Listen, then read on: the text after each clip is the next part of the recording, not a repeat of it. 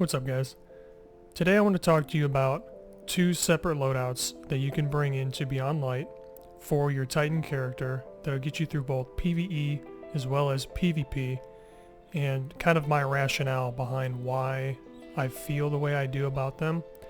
So starting off with PvE side of things, I think the best armor, the exotic armor that you can wear is the Crest of Alpha Lupe.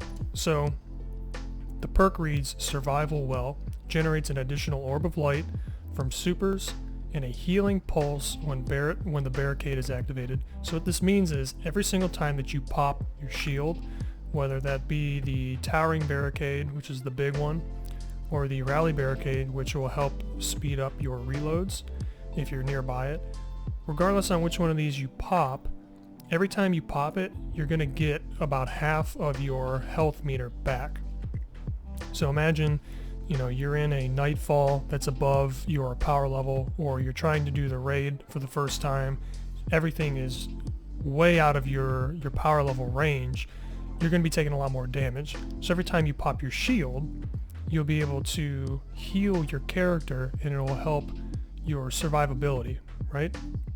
Also, when you pop your super, whether that be your bubble, or if you're running maybe Hammer Titan for some reason for like the melting point or something like that, anytime you pop your super, you're going to generate additional orbs of light that your teammates that can use to chain their supers, and it's just an overall helpful item for the entire team. So to help you stay up longer, and it'll also help your teammates because they'll have more orbs to maybe shoot a tether or put a well down, or maybe another Titan friend of yours to put his bubble down.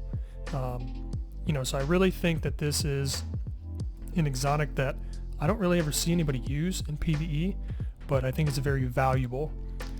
As far as the stat distribution, the entire exotic depends on you putting your barricade up. The Titan is tied to the resilience stat to put that barricade up more often. So the higher your resilience, the faster the cooldown of your barricade, the more often you'll be able to heal. So right now I have it at 5 resilience, and that means that every 30 seconds I will be able to put my barricade up.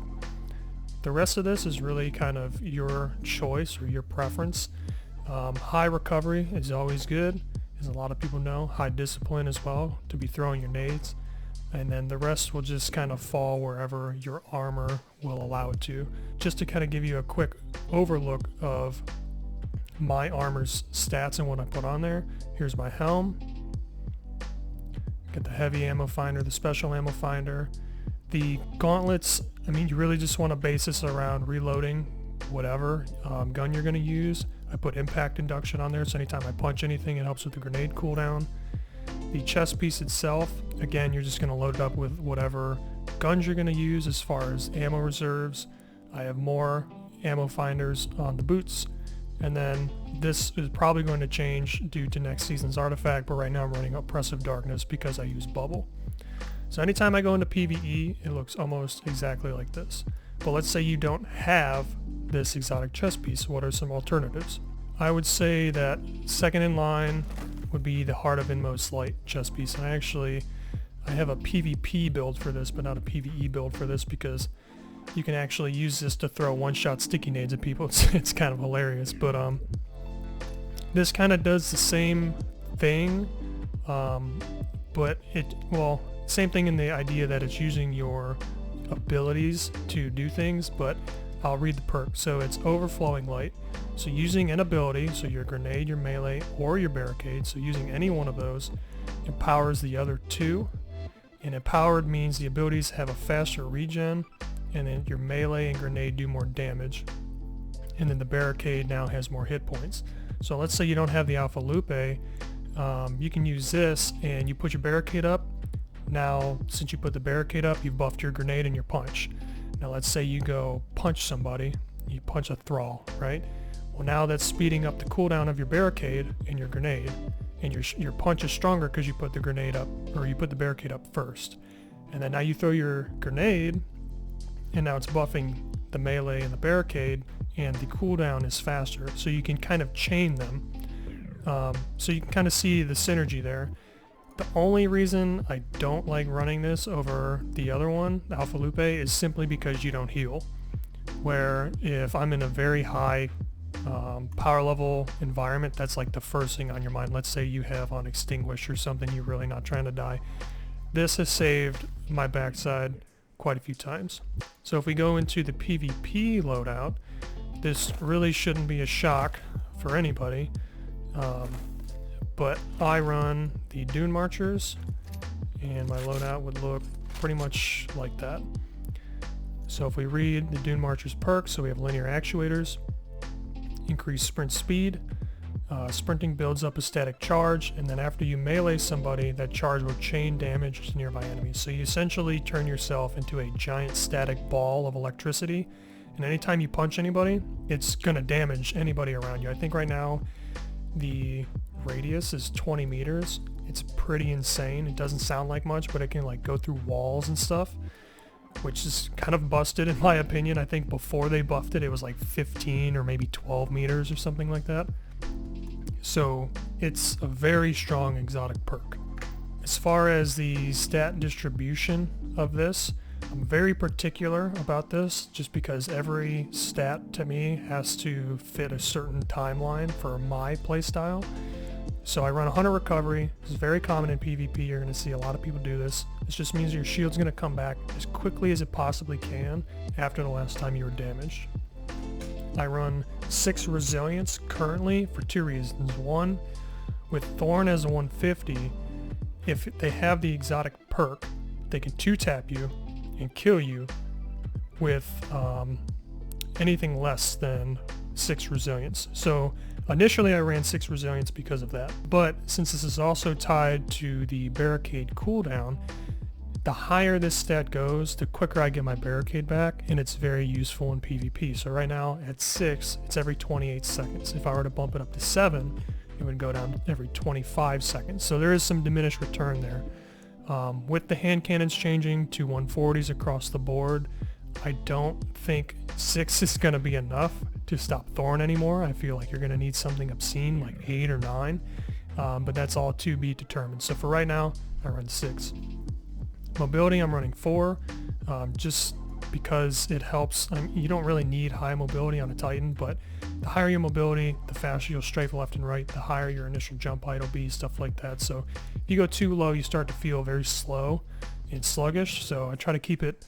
Like, this is the perk on Titan that I care about the least, okay? My grenade, 6 again, every 51 seconds I get that back. And then my melee, every 59 seconds I'm getting that back. So this is preference. This is just based off, you know, if you punch people in the face as a Titan more, then you're going to want this to be higher. I tend to throw more grenades. I feel that they're kind of free damage, so you don't really have to put yourself at risk to throw them over a wall at somebody. So I run a little bit higher. And then intellect, a lot of people run very high intellect. I don't, because I run double pump action on my Titan mark, and I tend to get a lot of shotgun kills. If I was sniping, I'd put on double remote connection, and that just helps speed up that cooldown. But to look at the perks here, so I have enhanced hand cannon targeting, light arms loader, and impact induction. A lot of people run void gloves with enhanced hand cannon loader and fastball. I've never used fastball. I think it's kind of pointless. If I punch somebody with impact induction, my grenade comes back quicker, and I don't need to reload like the 2 frames faster that it gives me. I know in Beyond Light they're changing enhanced hand cannon reloader, and they're just making it hand cannon loader, and they're buffing the speed, so maybe I'll swap out light arms for just normal hand cannon loader. But if you look at how this is costed out, I mean, it's literally perfect. So I could put a resilience mod or a mobility mod there. I put light arms loader, so hand cannon, sidearm, SMG, and bow. You get a faster reload. I really only use it for the hand cannon SMG, and then impact induction. So it equals out perfectly. So if the hand cannon perk ends up costing 4, I'll just swap that out. But if not, I'll leave it as is.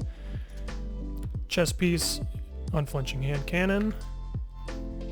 The boots, a lot of people run traction here. I don't necessarily feel like I need it. You can if you want.